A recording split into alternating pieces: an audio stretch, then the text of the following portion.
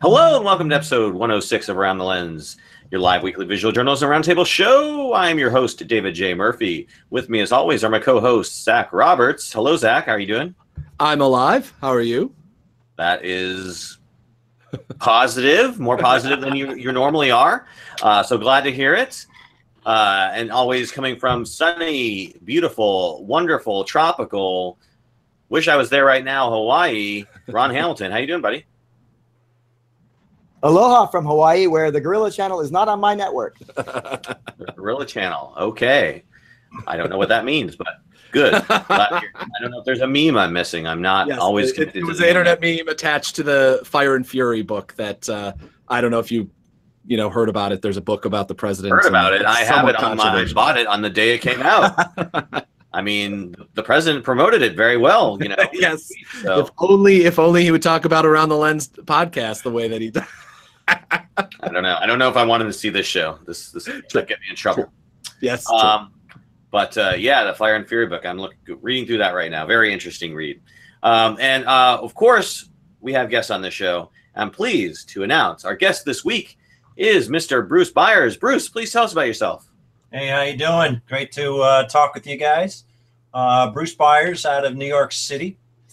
Hate to say it, but it's been a while since I've been photographing, probably since 1964 when I was 8, and I've had the camera in my hand ever since.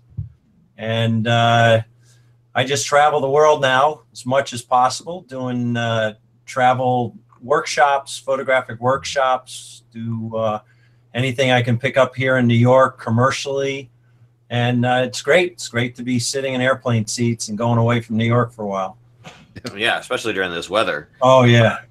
Did you do photography professionally? Or have you been a freelancer, or what have been your professional role in the world of vision? I've been a freelancer in New York City since 1975.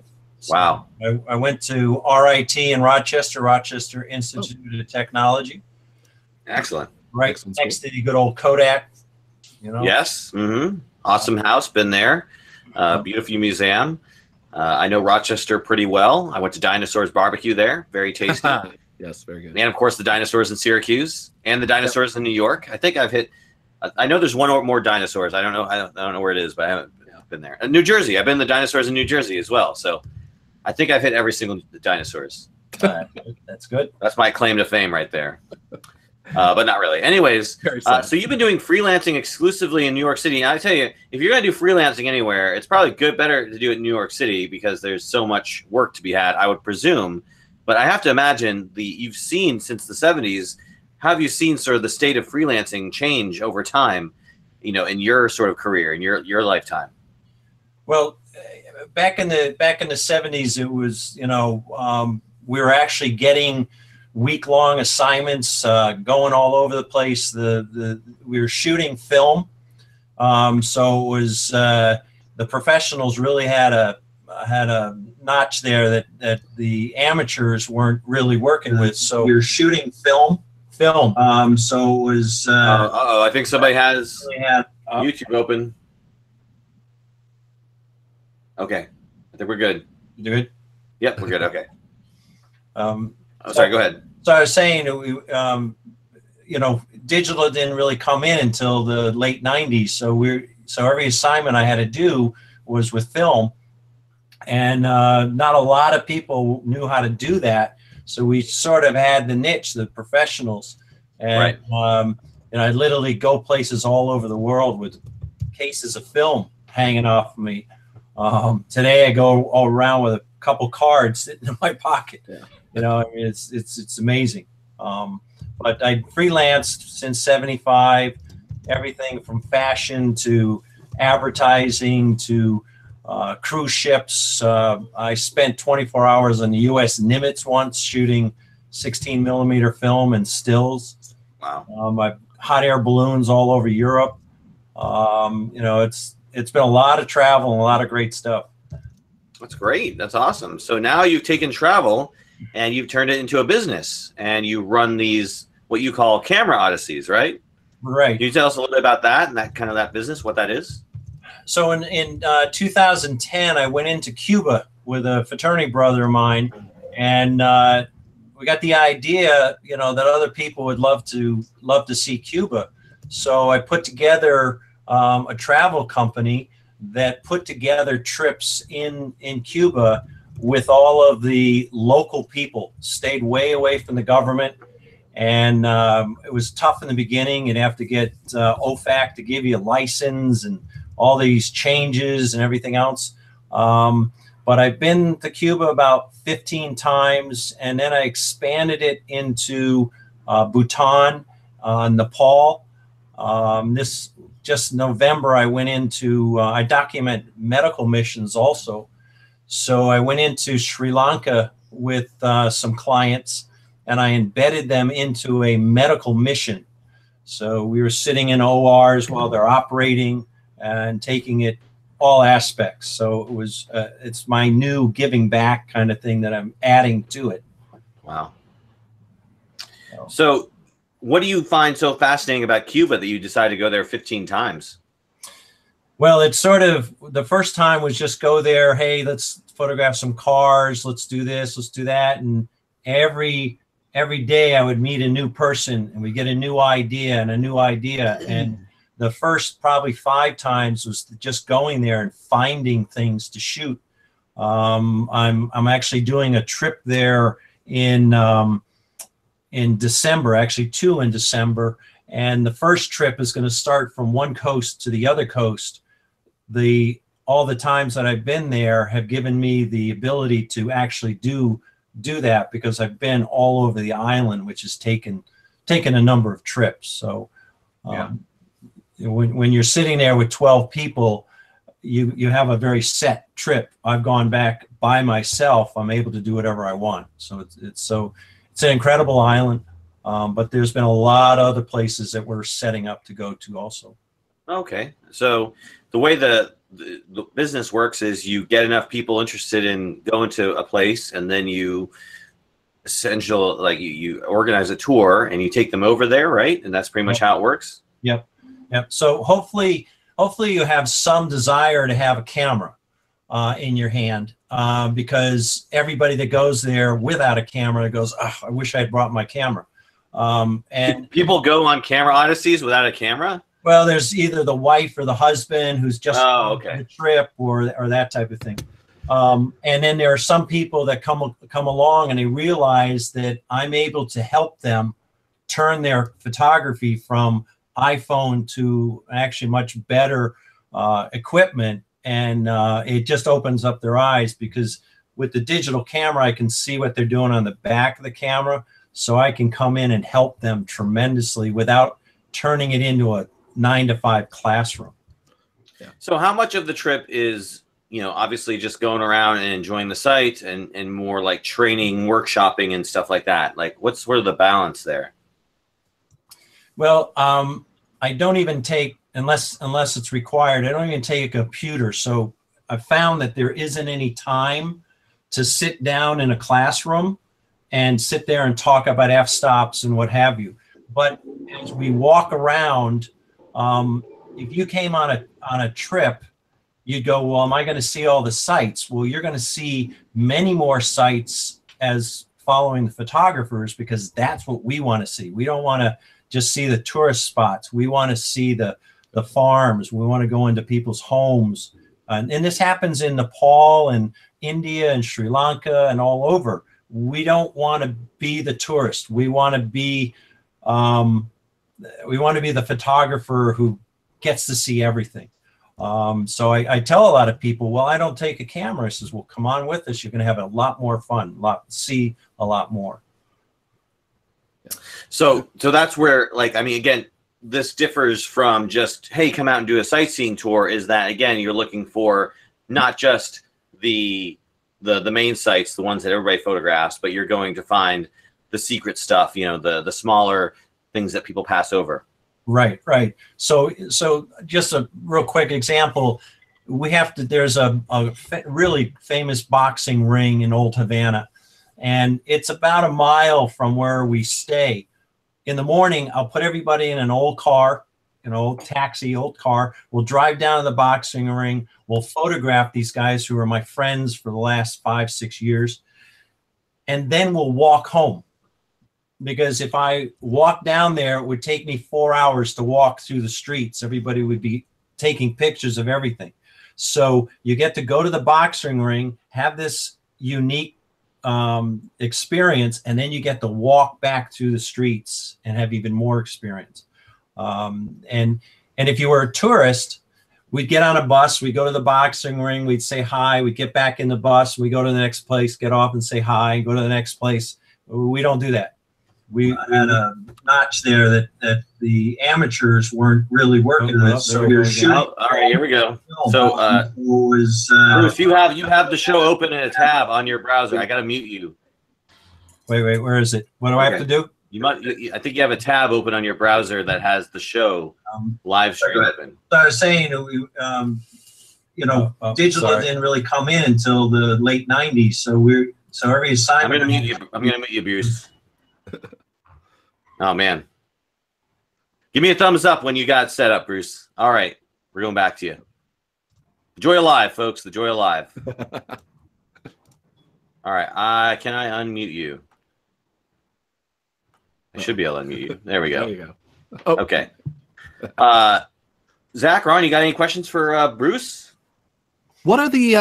What kind of roadblocks have you come across? Bringing in not just tourists, because tourists are one thing, but people with cameras into Cuba over the years. We've had relations somewhat defrost in the last couple of years, but say in the 10 years ago it was pretty rough. Right, and then there's that one guy who got arrested for having a drone in Cuba. Yeah. Oh yeah. Well, drones are not allowed. Walkie-talkies are not allowed. Anything that has to do with. We're there. Anything that has to do with Wi-Fi or anything communications is not allowed. But I have not had any problems bringing in equipment. One trip, I had a friend of mine wanted a car stereo, and I buried it in the bottom of my camera bag. And I put my camera bag on the carousel. They check everything. They X-ray everything. Wow. Yeah. In my camera bag, I had $200,000 worth of cameras. Oh, God.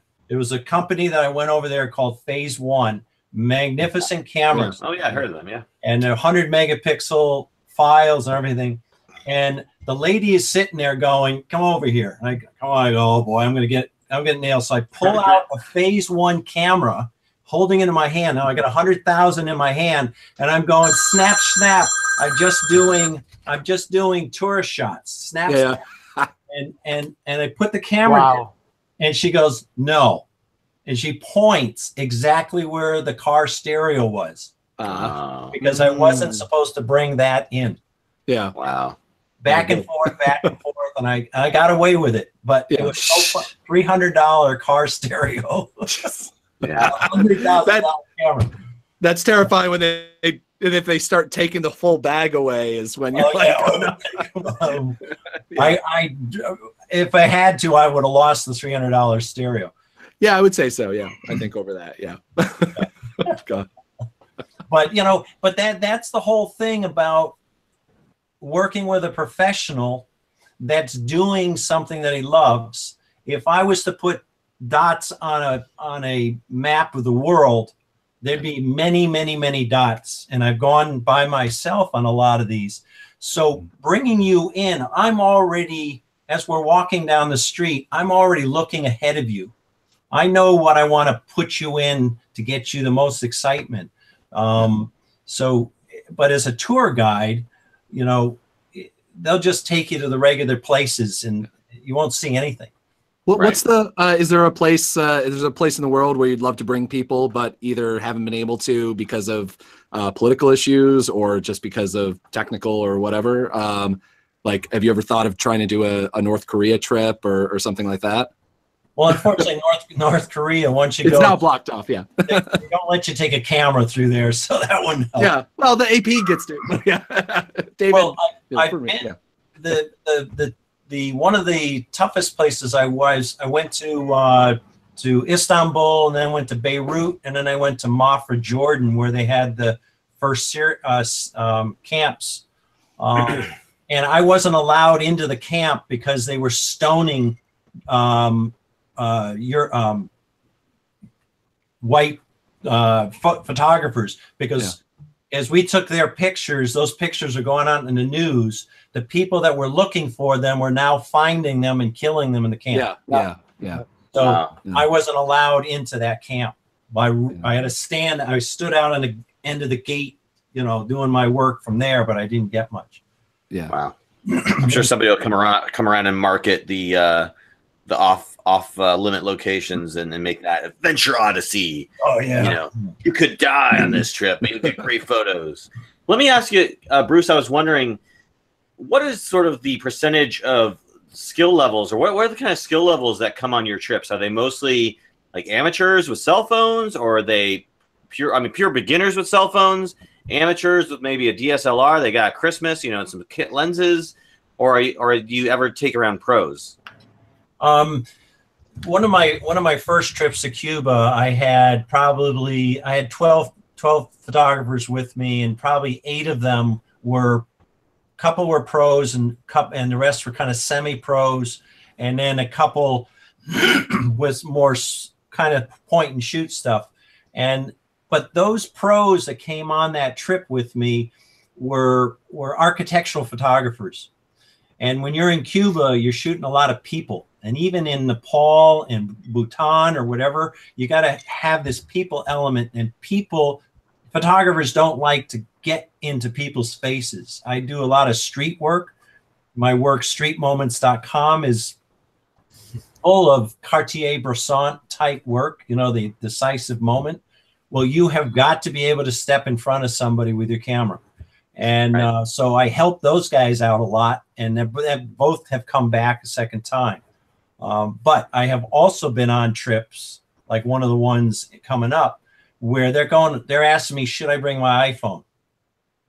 So it's going to be interesting. Should I bring my phone? Yeah. That's crazy.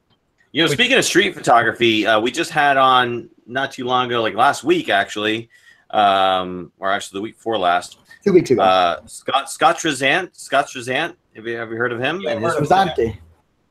Trezante, sorry. Yeah, he was on and talking about his book, Shooting from the Hip, which I own now on the bookshelf over there. Well, you get me your snail mail, and I'll send you out Street Moments. Great. Yeah, I'm looking at your website right here, so I'll definitely check that out, and we'll talk about, review it on the show even. So appreciate that. Thank you. All right. Well, you guys, Ron, you have any more? Ron or Zach, any more questions for Bruce before we start moving on to our topics? What personally do you usually shoot with? I know you said phase 1, but what's your camera preference for like trips like the Cuba trip and things like that? So on the Cuba trip, next one I'm going on, I'll carry my usual the large Canon, the D1, and then I carry the Sony 7 because I shoot video also, but I also carry my famous M6 Leica, and I'll shoot Tri-X film.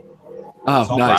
All my street moments. That's actually interesting. In Cuba, you don't see a lot of black and white photography come out of Cuba, like people that go there to shoot there. That's an interesting decision. Yeah, it's such a colorful place. Yeah. Well, I have a tremendous amount of color from there, but I'm actually working on a Cuba book, and it's going to have a lot of black and white in it, just because there is a lot of black and white in Cuba. And I'm not one for doing real big over processed stuff. Mm-hmm. A lot of the Cuba cars are so over processed when you see film and pictures. So, but the M6, if you've ever shot with an M6, you won't go back. It's an incredible camera. So, but you got to deal with the film, which is okay. Yeah. And speaking of film, that's our next topic. We're talking about film only because there was a Petapixel story that was talking about, not a story really, just somebody's personal, really a commentary or editorial about their love of film. And there really isn't too much in here. Basically, just talk about using exposed or expired film and kind of just, you know, the love of the craft and whatnot. And there really isn't too much to this article that's, you know, worth talking about, except for the, you know, the idea that are we desiring as ourselves to shoot with film more? Do we still shoot with film? You know, I just really chose this article or this topic as a way for us to wax nostalgic about film for a few minutes. And I figured, you know, we have you on here. You've been doing this since the 70s. So you probably have many stories, or at least, you know, memories of film. I have some memories of film. I know probably Ron and Zach. We've all existed and started doing this craft in the world and time of film. So let's talk about film for a minute. So why don't we start with you, Bruce? What are your thoughts on film in general throughout the history of your career, and what do you think about it currently? Well, if you look in the background of my thing here, those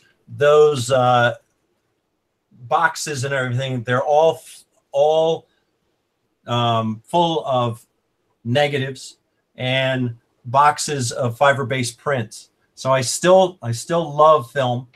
I had to do a thing for Apple one time on kind of back from the beginning, and I was looking through my old negatives, and in the 60s I was shooting these family portraits that I was collecting.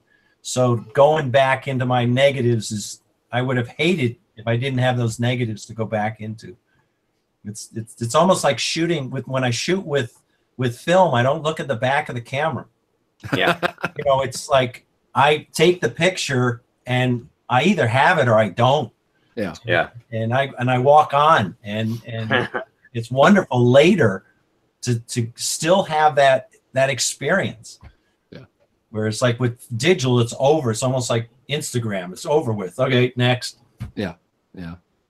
I still tend to the few times I do shoot a year with my my F5, I do tend to look down at the back. Oh yeah, it's like conscious, especially with the F5, because it is the film card holder right. thing. So it actually has like a little block that you want a picture to show up on, and you're like, oh yeah, I'm an idiot. There's film in here.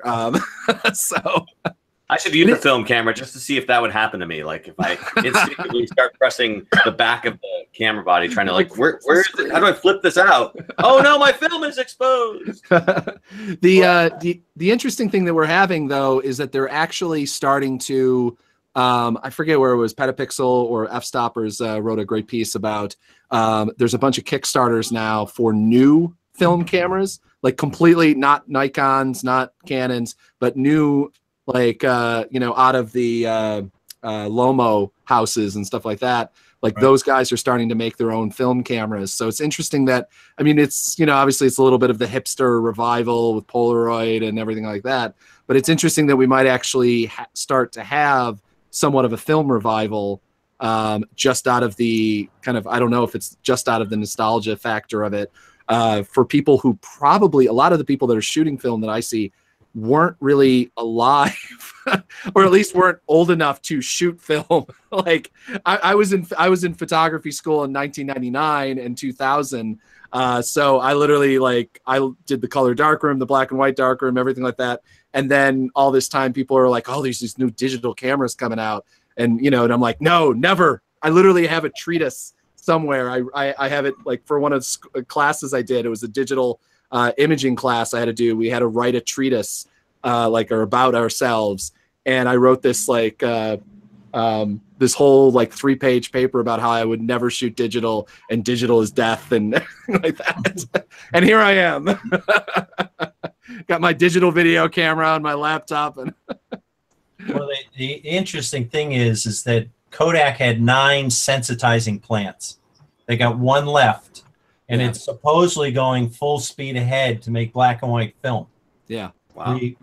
The biggest directors in Hollywood are demanding to shoot their movies on film. Yeah. And Kodak made $30 million last year. Yeah. So something's happening.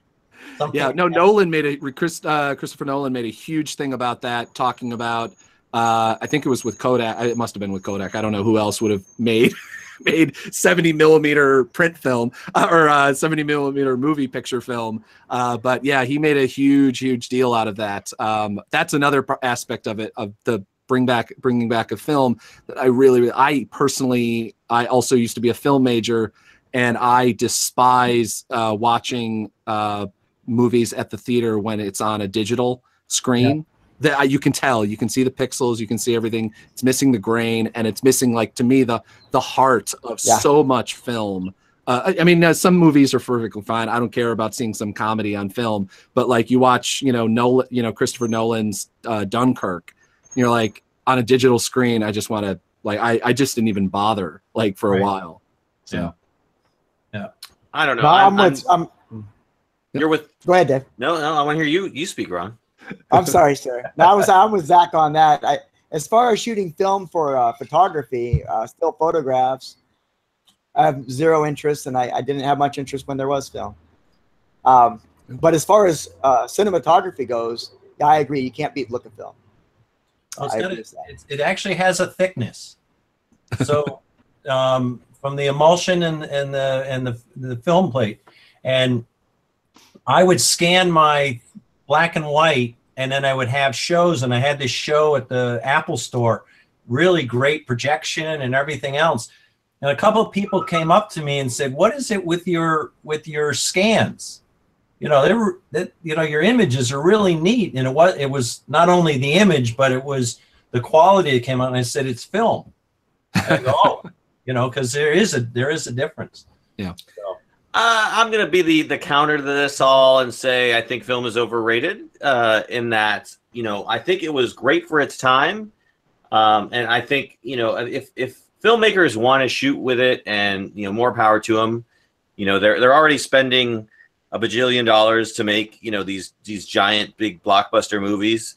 Really the budget for film is nothing compared to anything. And, but my sort of whole thing is, I love the concept of film, but the moment I could go digital, I went digital, because I didn't want to deal with, from a, photography standpoint, I never did film, video or, make films with, motion film. So I can't speak to that, but, I have to, again, like you said, you hate seeing it from a digital projector, but it's like all film, every image gets scanned in, gets, turned into digital. And I can't imagine there's not a filter or a, as they call them, LUTs or whatever, that you can't grade film or grade video to look like any sort of film you want it to look. I mean, I get that there's a difference, but I don't think it's tangible enough, at least to me. But maybe my eyes aren't good enough. Getting old, Dave. Yeah.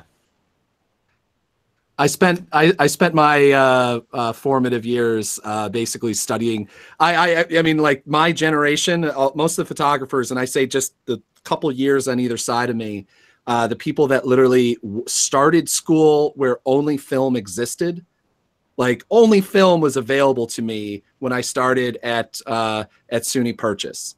And by the time I graduated, or by the time I left Syracuse University, I didn't graduate from there. Digital was basically almost everything. Like, it was actually getting harder and harder to find film. So like I have like a tick about it. Like I can tell the difference between film that whether it's been faked, or usually I can tell, unless it's amazingly well done. I can tell whether it's been faked back in, you shot digital and then you add, a grain to it or something like that to try to add some sort of look to it. And it always takes me out of the moment. And I know I'm probably few and far between of the few people on the earth that can notice the difference of things, but yeah, I mean, that's the thing. It's like you can notice it because you went to school for it and you studied film.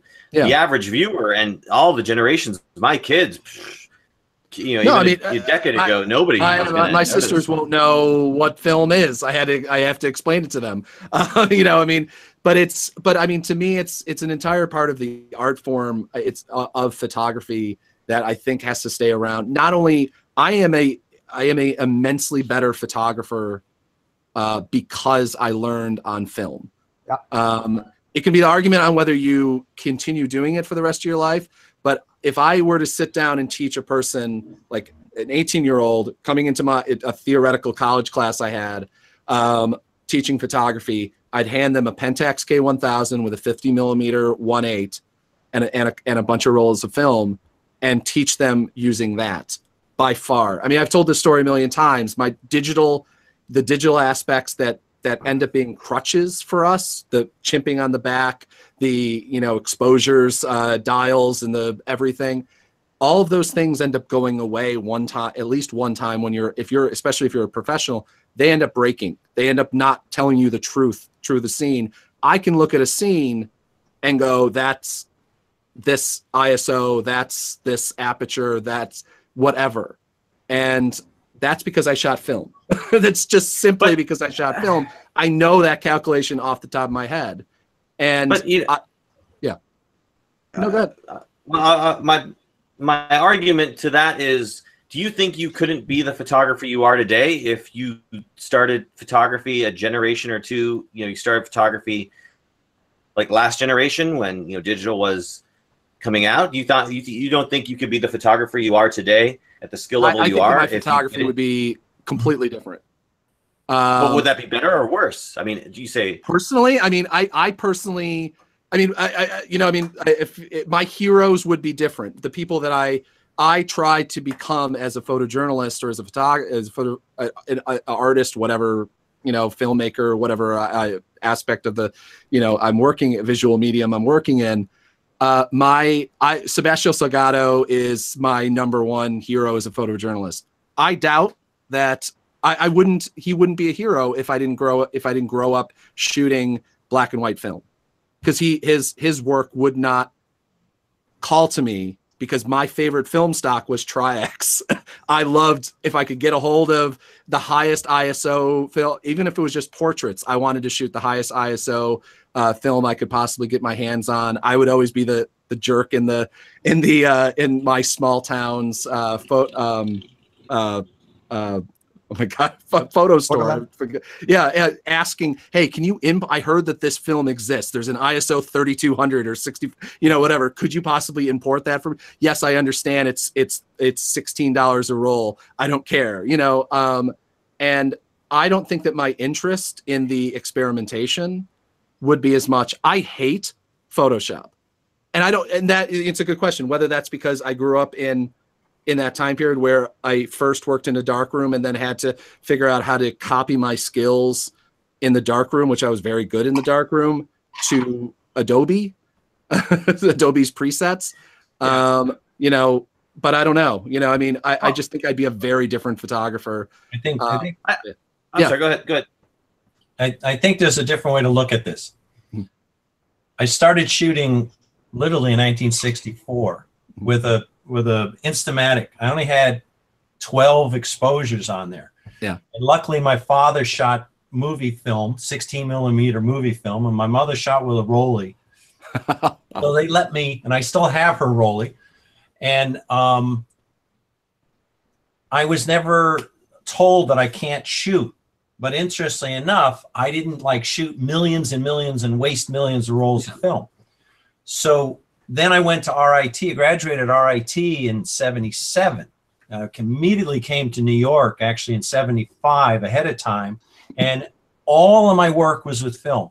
Every piece. I had to think film. I had to think everything and hope to hell that it came out right. Today, I carry my M6 for the one reason. It makes me see. Yep. Okay? When I see with my eyes and I capture with my camera, what I want to come out of that camera determines which camera I put in my hand. Yeah. Digital color is fantastic. I don't shoot color film. Digital black and white, I hate it. I can't even stand turning a color picture into black and white. I kick myself sometimes. Why didn't I shoot that in black and white? Shooting with the Leica is a complete different thing than shooting with my 1DX. But if you think about it, my 1DX is almost one of the best digital cameras besides the phase and the medium format. Yeah. So if I didn't like digital or use that digital tool, I would have some minor color camera, and still be shooting color film. So I think I think all of this is a tool. There are artists still painting with natural bristled brushes. Nobody's giving them a hard time. They can do the exact same thing on the computer. I do wonder though, like within the like painting community, is there this argument like between I just wonder. I mean, you don't think there is? I just feel like there's a big argument. Like if there was a painting podcast, welcome to Around the Brush. Like, well, no, I would never ever use the synthetic brush. Screw you and everything that you came with. Your art form is like I just feel like this argument happens in every art form. I mean, because the massive difference between we have photographers or photojournalists born and bred. Like I feel like I was never an art photographer ever. I was always taught under the idea of photojournalism, which is maybe why film. I don't know, but I just want to add on what you said, Zach, earlier, and I just wanted to my final points with regard to my side, where I think you don't need to have been I think we are lucky in that we grew up in film, right? We have that experience, but I don't think you need to have grown up in the film to appreciate the art form, to produce high quality content. Because I see young photographers out there all the time producing just stuff that blows my mind with regard to the quality, because it always comes down to the subject matter more so than the equipment, in my opinion. But I would say that your appreciation for people like Salgado and other folks that you mentioned definitely has probably been shaped by your element with film. But if you didn't grow up in that element, if you were if you're young right now and you only know digital, you'll have people who you will be the people that you aspire to be like, that you worship, and that your idols, so to speak. They won't be Salgados, but they'll be people who are doing this work now, who do it digitally. And I think, or maybe you will appreciate the people, hopefully the people who in the past who did the the great work like Salgado and whoever else get that appreciation. But that's all I want to say on that point. I mean, I would also add one thing that I think that film also did for me as a photojournalist in learning in film is it pounded in ethics in photojournalism when it comes to digital manipulation. The fact that I despise changing my image, screwing with my images more than the very simple aspect. I was quite good at dodging and doing manipulation in the darkroom, but within Photoshop and within even Lightroom or whatever else, I hate changing it. And I think that a lot of that personally, at least, comes from film because exactly like the things that I know I can do in Photoshop in 10 minutes. I know I could do most of them in the darkroom. I mean, you can look at history and see, you look at, Stalin's photographers and see the photos that were manipulated over the years of, there's some top person next to him, then suddenly he disappears or whatever. And it's actually hard to tell. But in Photoshop, it takes me, and I'm terrible at Photoshop, 10 minutes to do a proper job that at least on Instagram, an 800 by 850, 850 by 850, anybody would go like, oh my God, that's a real photo. But within film, it was always really difficult to do that. And so it never got in my head that I should or would be able to just go, oh yeah, no, it should be, the colors would, screw with the colors like immediately. Like you said, Bruce, with black and white, I can't do it. I literally have ethical, problems. I post about it on Facebook. I post the screenshots once, like of a photo I took in Charlottesville. I mean, like, it looks really good in black and white, but ethically, how do I feel about, and I don't see a lot of the continual ethical fight in that happens in people that weren't trained in film. But on the other hand, then there's, Steve McCurry, who, doesn't have those either. So I could be completely wrong that film, for me, film was one of the reasons why I feel like that. But someday we'll talk about Eugene Smith and manipulation. Yeah, no, exactly. Yeah. Ron, do you want to talk about the olden days? Yeah. Well, yeah, right. Just the idea to walk uphill both ways in the snow in Hawaii. Yes, sir. Yes, sir. The idea being with the film that, as I learned on film as well. And my first camera had no functional light meter. So I really had to get exposure figured out in my head to see if I had my... It was written on the box how to do it. Well, it was actually just that's true. my Sunny first camera 16. was That's just right. an oatmeal container with a pinhole in it. I learned on Really external tough light to do meters. journalism that way. Well, my point being is that when I was shooting film, I got to where I could do it. I could estimate exposures and do a pretty darn good job. Yeah. But now that I'm shooting digital, just last night, I was at the beach getting a beautiful sunset, and I said, "How come it's not?" I was chimping, and I said, "How come it doesn't look the way I want it to?" Oh wait, I'm on idle ISO. Oh, that's why. I'll tell you. Thinks it's yeah. My group of friends that we always go shoot together, CS Muncie and everybody, we have a saying the moment we get out of the car, we all say to each other is check your ISO. It's because the night before you were shooting a protest and your ISO is at 6,400 and then you jump out of the car and the first 5 photos you take are just white. I don't know how many I literally like Charlottesville was all my photos. Like I look at the sets because we're up until 12 o'clock at night shooting things. And it's all, it's like 128,000 ISO, whatever my camera does. I don't even remember now. But then the next morning I have like the first 10 shots are white because I forgot to check because I do everything manual, which is really stupid, but that's the way I do it. Which is why I just keep my camera on auto ISO all the time. Don't worry about it. Yeah. Well, and on the trips that I do, I always come up with something, either check your ISO or check your background. People don't look past the subject that they're doing. But when I'm shooting with it's interesting when I get 36 frames back out of my Leica. Now that I'm shooting digital, my film out of my Leica, I'm getting more good images because I'm shooting digital and then I shoot a couple Leica. Then I'm shooting digital. And so I'm not using the Leica as the main camera. So I'm collecting actually better images over that 36 than I was before. Yeah. So it's interesting. Yeah. So there you go. Challenge yourself to shoot only 36 frames. Yep.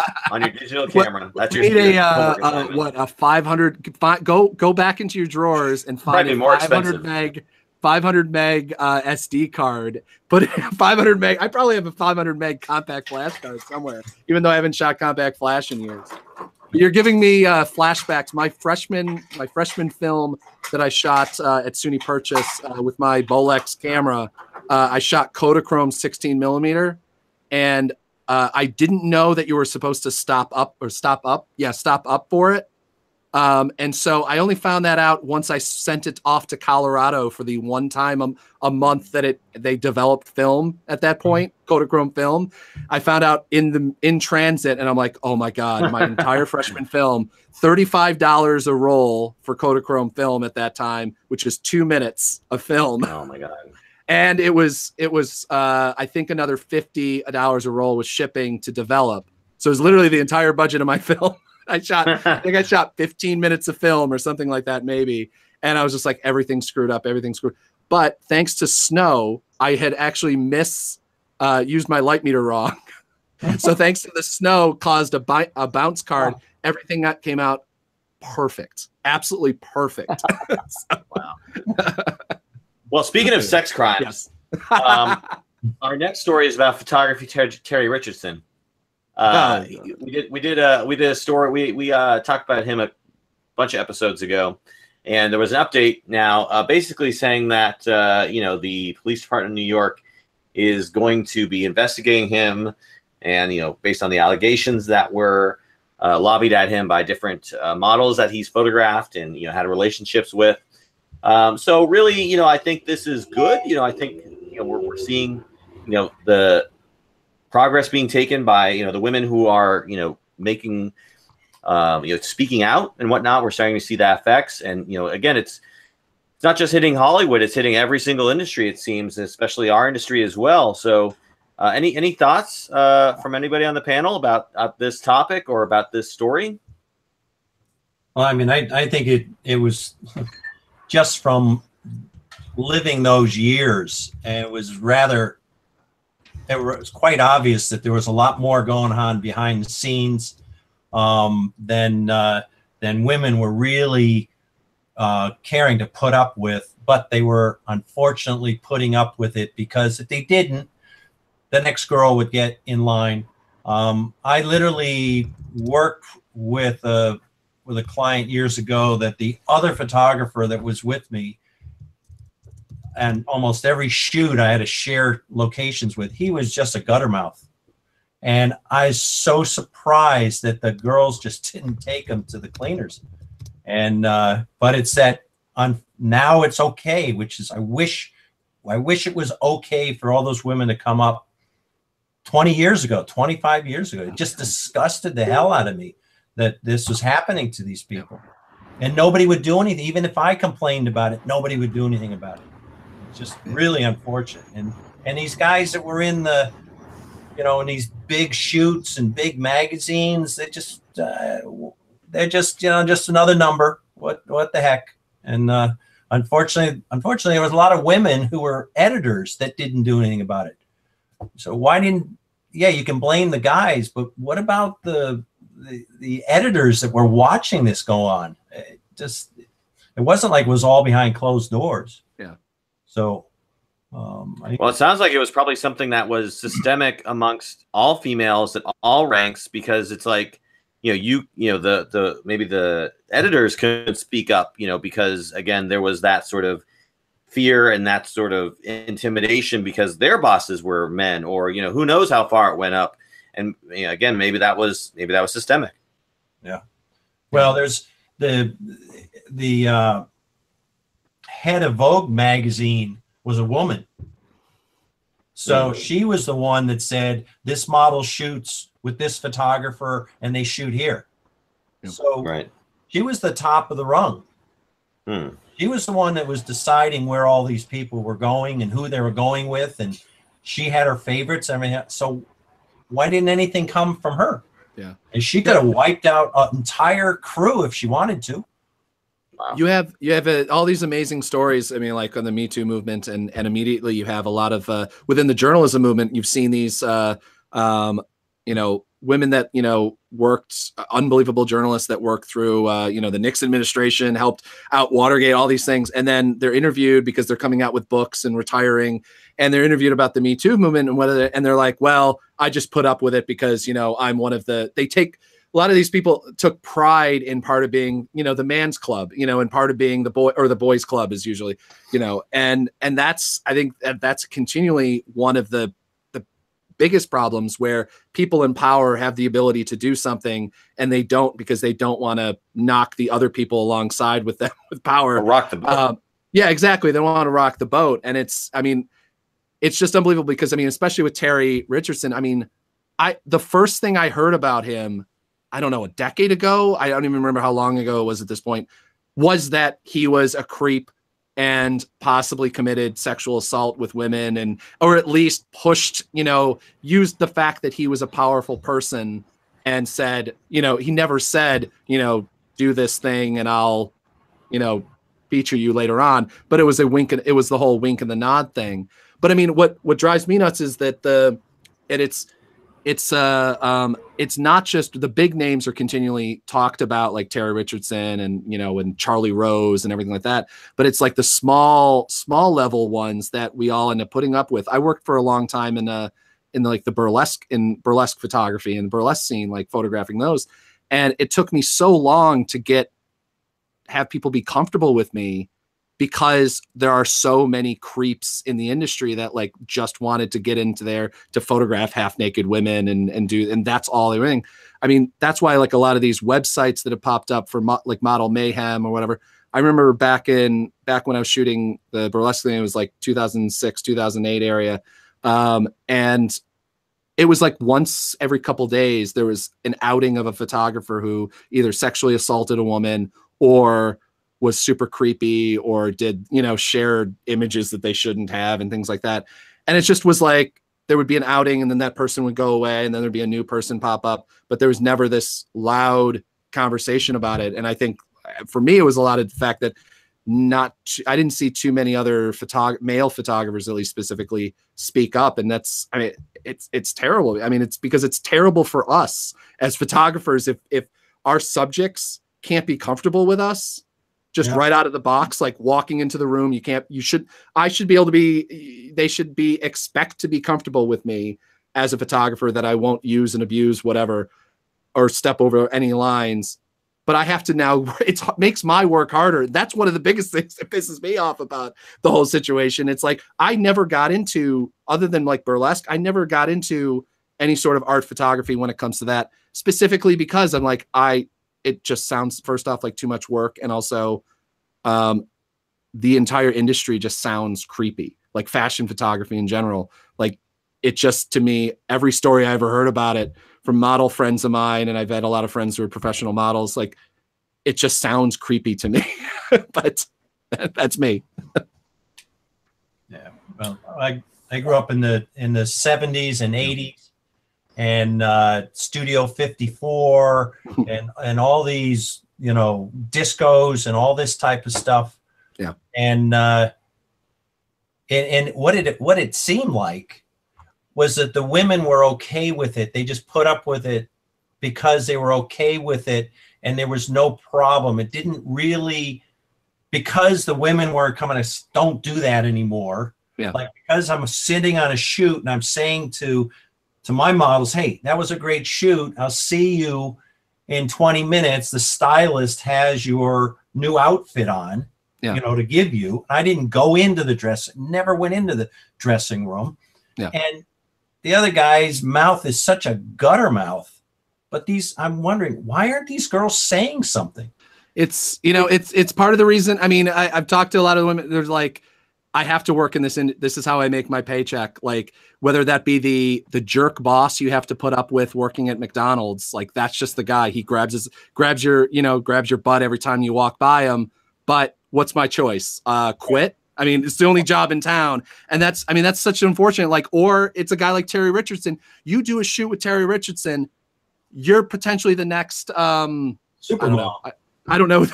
I don't know supermodels' names. But you know, you're the next famous person. And so you end up putting up with that, you know? And, you know, I mean, I know as a white male straight guy, like, I know I've made decisions in my life not to work with people who I know are creeps, whether that women have told me or just creepy in general in the business. And I know my career has gotten taken hits by it. And that's a choice I've been able to make.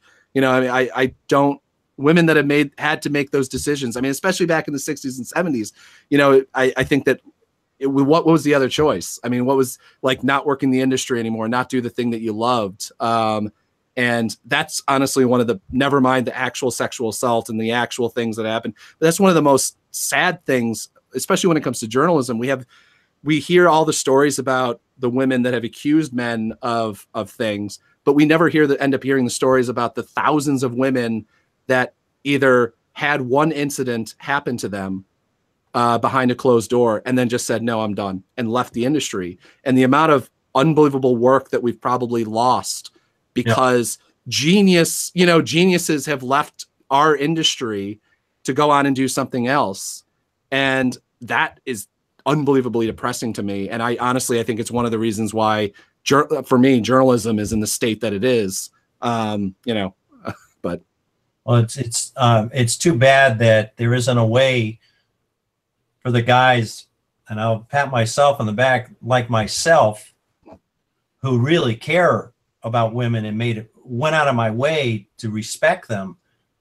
Now, as you said, we're fighting to get over these jerks. You know, it's like, wait a second, I didn't do anything. My father was a minister, and he always wore his collar. And when the whole thing came up about the church, I felt so sorry for my father, because he was an Episcopal minister, not a Catholic. And they didn't care. They saw that collar, they pinned him right away. And it was like, you know, and he was God's right hand. I mean, nothing. Absolutely. He didn't have a thought in his head. Him and God were on a first name basis? Yes. He's up there talking to him right now, unfortunately. Oh. Ron, I think you had something to say about the topic? I do, sir. I suspect, regarding these accusations and the investigation, I'm not surprised at all there's an investigation. Hang on, taxis. Close your window next time, Ron. Yeah, I know. I live in Waikiki. I'm sorry. No, Just drop that, like. Yeah, sorry. I highly suspect Terry's position will be it was consensual. Yep. I think the investigation will turn up nothing because what can you turn up? And apart from the bad press he's gotten, I don't think I think this will blow. Well, I don't know. This current climate, if it was a year ago, I'd say blow over and nothing would happen. But in the current climate, probably he's probably pretty much done as being a high-end photographer as he has enjoyed these past, like Zach said, at least 10 years ago we heard about him being a pervert, which I defended last time. Well, defend's not the right word, but the idea being that everybody knows the guy's a pervert. I don't know why you'd want to shoot with him in the first place. Anyway. Like I said before, I mean, that's, if you can get work with, the biggest name in that part of the business, then you hope to God you can make it through. I mean, if you, I'm trying to think of somebody, equivalent. If I get a chance to work with Sebastian Salgado, I don't know what the equivalent. I don't know what the equivalent is, because I mean, personally, I just wouldn't. But I'm in a place personally where I don't have to. Or at least I refuse to. But I completely understand. But I mean, honestly, especially within this industry, and especially that part of the industry, that I would say that Richardson works in a kind of a different world of the fashion industry that even most of the fashion industry works for, the Vice magazine kind of world, is that I would say a lot of the men that work in that industry are a lot like that. And if you want to do that type of work, if that's your world, I mean, I never shot for them, but I used to write for Suicide Girls. And that whole scene, like you had to go through.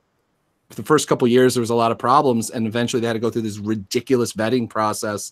And not ridiculous, is actually quite a good vetting process, but it was a very difficult vetting process to actually shoot for them because of how many problems they had of, creepy men who wanted to photograph, women with tattoos and whatever. But yeah. Interesting. Well, speaking of tattoos, no, really, we're not going.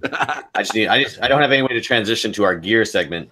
But I do want to say, so we're going to do a quick gear segment, little lightning round of gear segment here, because we're going to have two topics really quick. And I chose these two because I find them both very interesting, and probably not necessarily I'm going to buy both, but I just find them interesting. And also because, S is really like in vogue right now with regard to technology, like what's up with the S? Why does everybody love the S?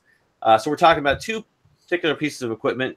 One we're probably going to have no conversation on, and the other one I think we'll have a little bit more conversation on. The first is the GH5S was leaked, all the specs about it and whatnot.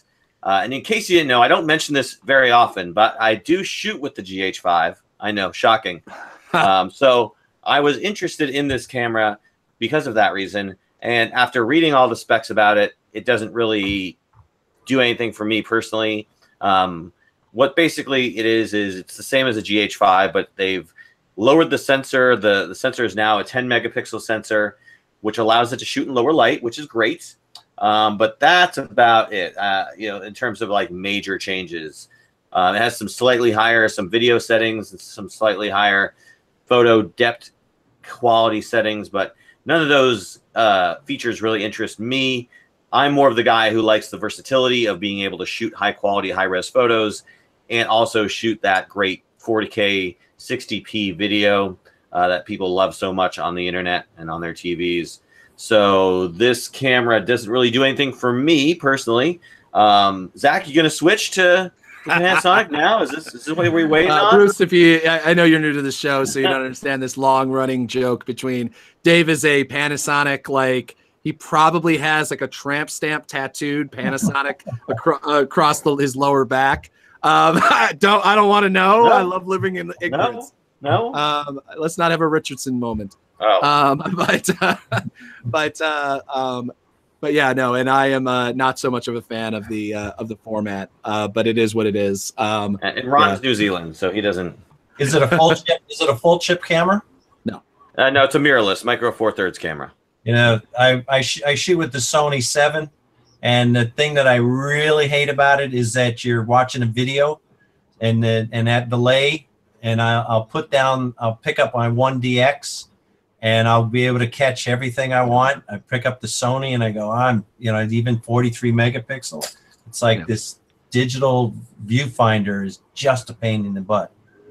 Well, what's great about the viewfinder, the digital viewfinder, and the Panasonics is that they're 120 frames per second. So there's really no delay. I mean, you're seeing it pretty much as it happens. And I would say with the Sony series, are you talking about the A7S, A7R Mark II or Mark III, or the A7S? A7, that's the 43 megapixel one. I think that's the A7R. I'm not totally up on Sony stuff, but yeah, I mean, there is a little bit getting used to when you go from the actual you're looking at through the lens to now you're looking at a screen. And that was probably, took me a few days to get used to that. But once you're used to it, it's, I've never found it to be a big deal, or I've never found myself missing anything because of it. But there is an adjustment period there. But yeah, so I'm not going to get it. Nobody else is going to get it. But I applaud Panasonic for trying new things and coming out with sort of semi half measure step forward. I am always very curious on these half measure updates that they do for cameras. I mean, I don't think Nikon does occasionally, like there's the 810, but they do the D3, D3S, D4. No, but the D3 to the D3S had like a big difference. There was video added. Like there was a substantive big difference between those. There's the 800 to the 810, or the 600 to the 610. What's the difference between the D4 and the D4S? Literally, I don't know about the D4 and the D4S. Unfortunately, out of my price range. Was there a big difference? I don't know. They do that. That's their thing. They do an S variant of every one of their flagship cameras every few years. No, but what I'm always curious on, especially with mirrorless, maybe, and the fact like how much of these things can be done through. I'm surprised that we don't see more firmware updates on cameras being able to do these things. I don't know anything about the technical aspects on whether could you actually get more out of, is there like a program difference? Because I know you used to be able to do that with, was it Magic Lantern with Canons? Right. You could do a lot more if you basically did a firmware break of it. But I'm always curious on whether how much of a camera like this, could this actually be done? Could some of the aspects of the S be done through just an update? And I'm surprised we don't see that, because I mean, I'll pay $30 for an update to my D600 if it means it can shoot, something else. I don't know, Or I will say Panasonic is really good at putting out firmware updates that do actually give you substantial upgrades. Like I know that one of their first big firmware upgrades after the Panasonic GH5 was released unlocked a lot of new video modes that weren't initially on there. And they're also very much about providing things like S-Log that allow you to shoot, in more flatter tones, but you have to pay for that. But it's really only for people who shoot, film at a serious high-end level. But yeah, I mean, there's a lot of great things you can do with firmware in these cameras nowadays because of the way they're built and because they're modern, they're set up like that. So Panasonic does a great job of actually keeping up with that and providing their users those updates. So can it happen with this camera? No, because it's a completely different. It's a brand new sensor, even though it is only a 10 megapixel sensor. So, there is some stuff in there going on that I don't think they could do with just a firmware upgrade. But I know they didn't really mention too much about autofocus. They said it sounds like they got an improved autofocus system, but that's one of the biggest sort of complaints about the GH5 is its poor autofocus system. So I'd be interested to see when this actually comes out and the reviews come out, what they say about it. Like I said, I would never get it because I want a good still camera as much as I want a good video camera. So it doesn't appeal to me. But if you're just focused on film, maybe it's something more down your line.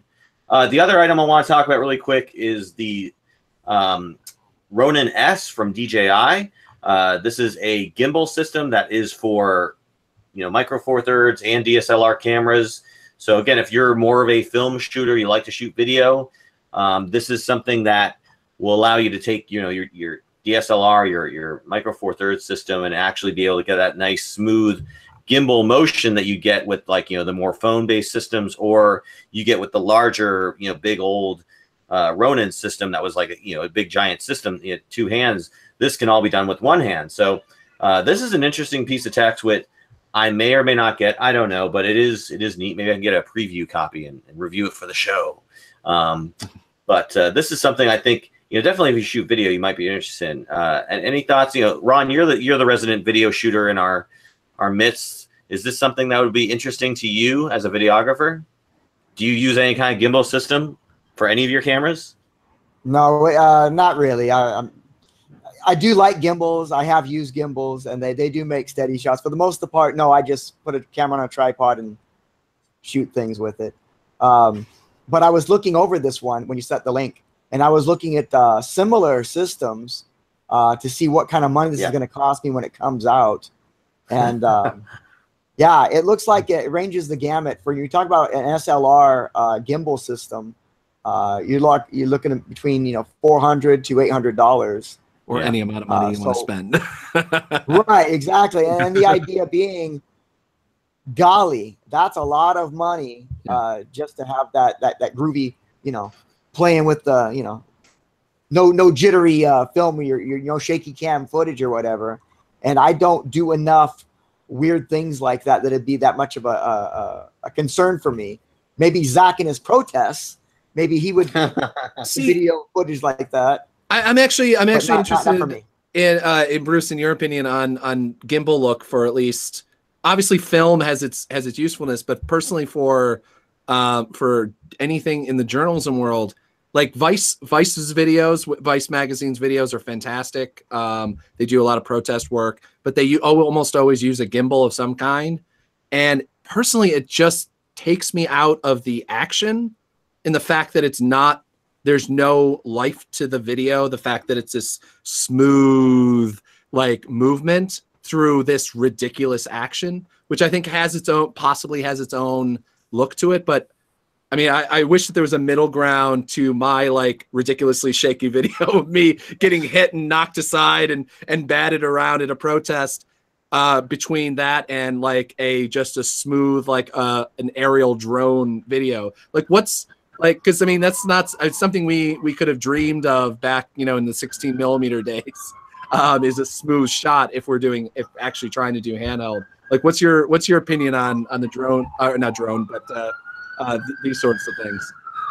Well, when I looked into these, some other guys I was meeting with, they had them at the meeting, and there was, this is really cool. And if I was doing a tourist video of Cuba, that would be really cool, because I could walk the streets, I could be riding in the cars, and it eliminates a lot of stuff that I have to do by hand.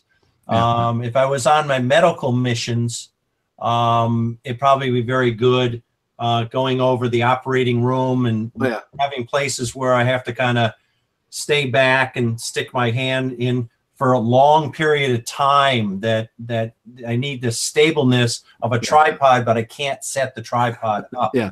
You also don't want to drop the camera on. Drop the camera. When somebody's doing surgery, that's probably where'd the my big camera no-no. go? Oh, it's that guy. That guy walking out there's got inside himself. That's my phase one. Now, if someone wanted to lend me one for a shoot, as we all. Hey, DJI, if you basically want to send everybody here one, we'll talk about it endlessly on the next show. Definitely. But it's, it's just like everybody's doing selfies. I was doing selfies in 1972 by sticking my arm out with my 24 millimeter and snapping a picture on Tri-X film. I mean, that was my selfie. Did they call them a selfie back then? What did they call them back then? Self-portraits. Yeah. Yeah. It was one of our assignments. You had to go out and do self-portraits. Yeah. With the camera pointing at you like that? Hold the camera. Well, we kind of figured, well, if we're going to self-portrait, nobody can take it but me. So that's right. I was looking at this, and the more I think about it, it's like, it's not a bad device for me. Okay. So I'm a parent of 2, and I rarely get the opportunity to just like stop doing the parent thing and go with my camera and shoot something. Normally it's like, we're on the move going somewhere through like Busch Gardens or somewhere, and I've got my camera around my neck, but it's like, you know, one kid is running around like a maniac, the other kid I have in the crib, and you know, we're trying to get from one place to the other, and I'm trying to capture moments as we're walking, and you know, trying to capture some video as we're walking. And of course, I have the gimbal with the phone, but I have my phone in my pocket. In order to use the gimbal with my phone, I have to take off the case and stick it in the thing and do the thing. And it's like, if I had the gimbal on my, you know, my DSLR, my Micro Four Thirds camera, I could be walking around with that, shooting a nice high quality 4K video at 60 frames per second action. And then, you know, when I have the inclination, I can turn it off and turn it into, you know, take my stills and stuff. So I could see a use case for this, and that's all I really need to justify to myself to spend $750 to $800. Just gotta find that one use case. Well, you gotta be careful of those things though too. They get so convenient that, like you were saying, Zach, all of a sudden everything looks the same. It's the same movement here. There's no bumping. There's no mistake. It's just this la-di-da kind of. And if you're shooting your children, if you still got to be a photographer when you use it. You can't just let it do all the work. It reminds me of what my friends thankfully yelled at me for when I got my first. I had a Tokina 11-16 2.8, which I shot protest with. Best lens, possibly in my opinion, almost ever made. It is built like a rock. It took a police baton. It took hurricanes. It is the most amazing lens. But you catch this terrible thing called wide-itis, which is you want to shoot everything wide, no matter how you shoot it at 11 millimeters. I mean, on a crop sensor, so it's like, I guess 17 or 16. But you shoot it wide, and you can get up close, but everything has that near fisheye look. And it's almost like any kind of piece of gear that you can possibly get. It's like, you know, I have a big problem where with my 35 millimeter 1.4, I shoot everything at 1.4. So everything is sharp. Wow. And it's like, I have to remind myself, it's just a really good lens from Sigma that I have. I can shoot it at a 2.8. I can shoot it at a 5. You know, like it doesn't. And it's the problem with kind of any type of gear. It's, you know, using it with moderation is a good idea. It's kind of like alcohol and ice cream and everything else. It's super nice, but moderation is always the best practice. Well, I had a very nice tripod until one day I came back from a trip in Cuba, and I go, I guess that farmer's going to like that tripod. No, yeah. You left it there? Oh, no. Against the tree somewhere in Cuba. Oh, yeah. Gosh. You should have went back. Maybe it's still there to this day. I probably will. One of these days, I'm going to run into it. I'll probably sitting right where I left it. Probably either that or it got him a really nice something or another in the Cuban black market back in the day. Castro was using it for his official films by the end. Hey, there you go. The tripod used by Castro. Yeah. Anyways. Well, you know, I want to thank you so much, Bruce, for taking time to be on our show. Since we're talking about Cuba, why don't you go in and tell people about, again, your website and your business and how they can be a part of the next Cuba Odyssey. Well, we do trips a lot to Cuba because this is the Caribbean weather is now between November and May. And we're working on a trip hopefully with Hasselblad, take down their new Hasselblad camera in April. So come to our site, like our site, get on our newsletter, cameraodysseys.com. And we travel to Bhutan, India, all over the world. And we also do custom trips. So if you have a group and you want to go somewhere and you need a photographer along as the instructor or whatever, we will produce a trip for you, which is pretty unique. Cool. So thank you very much. It's great talking with Dave. It's great. I love doing this. This is great. Cool, man. Well, happy to help you on, and you're always welcome back, Bruce. Maybe we'll do a live stream from Cuba because you can connect to the high-speed internet down there. Oh, wait. Some areas have it. Some areas have it. Oh, really? Okay. For 1 hour, from 1 hour, you buy a card and you get in the square. Yeah. And one square we're sitting in there, and the birds are really noisy birds. And you're wondering, all the people are standing over here, but they're not standing over there. And then you look at the ground, and the ground is white. That'll do it. Awesome. All right. Well, again, thank you so much, Bruce, for being on the show. Ron or Zach, you got anything you got to plug or throw out there before we sign off? If Bruce, if you ever need a backup photographer, happy to come along on any of the trips. Just give me a yell. Well, I would also love to plug Bruce Byers on Instagram. If you really want to watch our thing, and it's Byers with a B, Byers. I'm up for networking, doing whatever you guys want to pull together. There you go. All right. Well, I think Bruce just said that he's going to bring Around the Lens to Cuba. We're doing Around the Lens in Cuba, guys. All thanks to Bruce. Hey, if we could do it, I would do it. I really. There we go. The Around the Lens Cuba trip coming this fall, Uary. 2075. How about I do some footage down there talking about Cuba and then send it off to you? By all means, awesome. We'll be happy to accept that. Yeah, you can do a little article for us about your adventure on aroundthelens.com, which, by the way, is a great way to find all about information about me, Zach, Ron, any of our guests on the show, and all our shows, and all our episodes. Because if you listen to the show, you like the show, if you're on the podcast listener, just so you know, and you notice that you can only go 50 episodes back. If you want to listen to all the previous episodes, you got to go on the website. That's pretty much how it is, just limitations of the way I serve my episodes. So I know some people like to binge listen an entire series. So that's what you have to do. You have to, unfortunately, go to the website. But anyways, that's it for our show this week. Again, I want to thank Bruce and my co-hosts so much for doing this show. This has been episode 106 of Around the Lens. I've been your host, David J. Murphy, and we are out.